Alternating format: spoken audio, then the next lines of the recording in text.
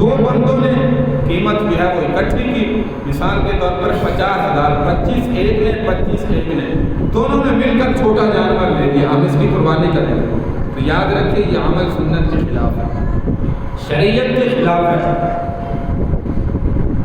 اس طرح جو ہے وہ عمل نہیں کرنا چاہیے۔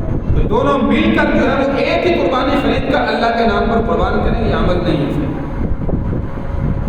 ایک بندے کو ایک قربانی کرنی چاہیے۔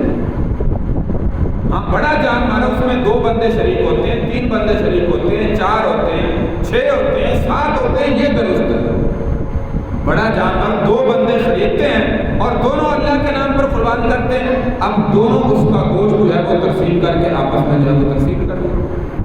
بڑے جانور میں ضروری نہیں کہ 7 حصے مکمل ہوں، تھوڑے بھی ہو سکتے ہیں، 3 کر لیں، 4 کر لیں، 5 کر لیں، 6 کر لیں، ہاں 7 سے زیادہ نہیں کرنے چاہیے، کیونکہ یہ شریعت کے خلاف ہے، مسائل کے خلاف ہے۔ جو شریعت نے حصہ متعین کیا ہے ہمیں اس کے اندر جو ہے وہ رہنا چاہیے، اس سے باہر نہیں جانا چاہیے، شریعت کی خلاف ورزی جو ہے وہ نہیں کرنا۔